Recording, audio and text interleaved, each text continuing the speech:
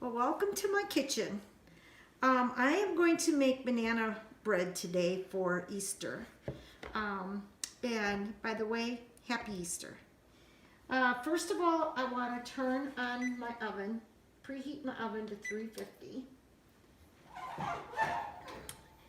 before I get started. Okay. I picked out these real ripe bananas because the riper the banana, the sweeter your banana bread will be. And I buy organic bananas to start with because I like as much as possible to buy organic. Okay, so what we're gonna do is we're gonna take a fork and we're gonna mash these really good, really well. So you wanna start with your bananas first.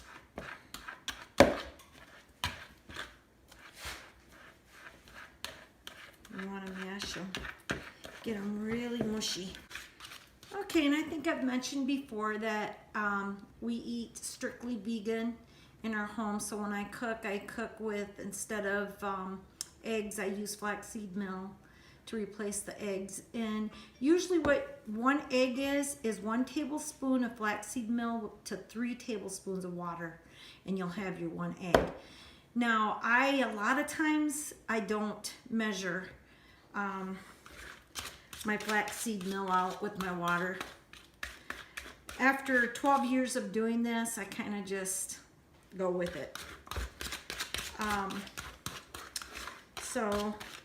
And instead of milk, I use almond milk in my stuff. And then also, we followed a doctor about 12 years ago that was against all oils in our food.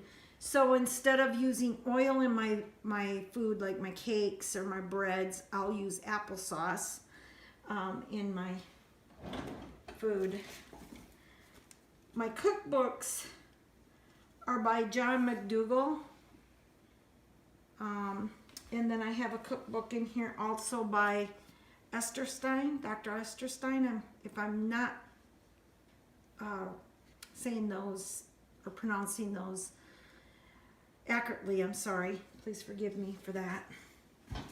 I also have a complete gluten-free vegan book that I got from a friend of mine that I looked through here, and this one actually has oils in it and different things in the recipes, and I just replace it with applesauce or with some kind of fruit puree.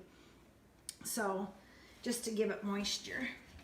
Okay, well, I got it pretty well blended here. I'm using all-purpose flour because that's all I have right now, but to make cakes and breads and different things like that, you'll probably want to use the self-rising flour, but because I don't have any here, I'm going to add baking powder, not baking soda, but baking powder to my flour. It'll make it self-rising that way. And so let's get started here. I want a 1.5 cups of flour. Okay.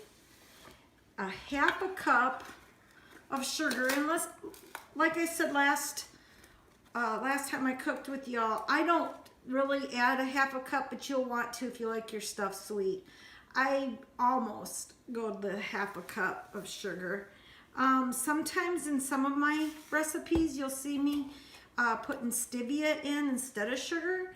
But this is about, I would say probably 2/3. No, 2/3 would be more than 1/2 cup. Just a minute here. This is probably a 1/3. Whoops, spilled it there. 1/3 of a cup of sugar. I'm going to mix that dry ingredients together and get all the lumps out that you could possibly get out. A tablespoon of baking powder.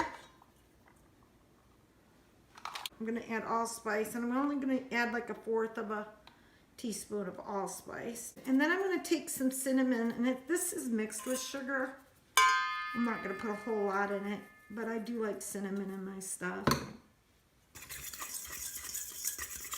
For my flaxseed, like I told you, a tablespoon of flaxseed to 3 tablespoons of water is about what you'll need for an egg. But I don't do it that way myself. I just add it to my dry ingredients. So I'll add like 2 tablespoons of flaxseed meal to my dry ingredients. And then when I put in my cup of milk, it'll be plenty. And hopefully you can see that. It's really nice. So, I don't measure the oil. I don't measure the applesauce for the oil, but if it says, let's say it said a half a cup of oil to your cake mix, you want to do a little less applesauce than the half a cup. So if it says a half a cup, do maybe an 1/8 of a cup less than a half a cup, if that makes sense. I don't even know if that makes sense, but this is what I do, so maybe you guys can watch what I do. First of all, I want to add my milk, which is a cup of milk. You kind of want to add your milk slowly so you don't get lumps. Okay, so then you want to just mix up your batter with your milk. And I kind of just pour it in there. And that's probably about enough because you got your banana that's going in that's going to make moisture anyway. So, yeah. So that looks really good, everybody. I don't know if you can see that, but it looks really good. And another thing, when you do use applesauce instead of oil, you don't want to do a whole lot of stirring after that. It just kind of breaks down the cake mix, or your bread. In this case, I'm making a banana bread. So you just kind of just beat it a little bit, and that'll be it. And then now I want to add my bananas.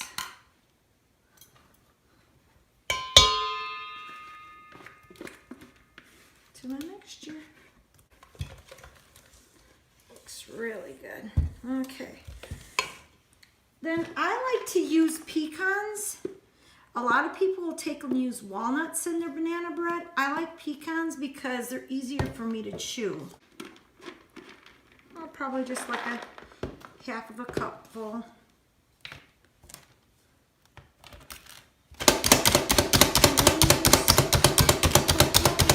Smaller. Now you don't want to make them like a powder. You don't want to make it too fine. That looks great.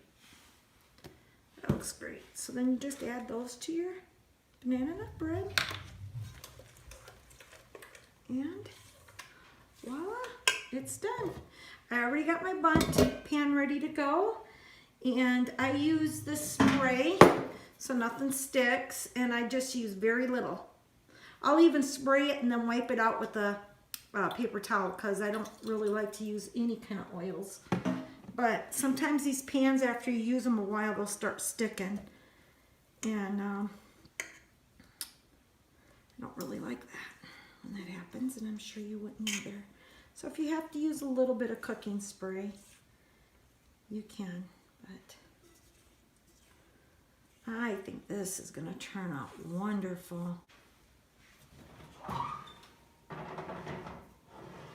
So you put it in the oven at 350. You preheat your oven, like I said earlier in the show, and then you put it in for about 45 minutes. And at 45 minutes, just check and make sure that it's done. Okay, my banana bread is done.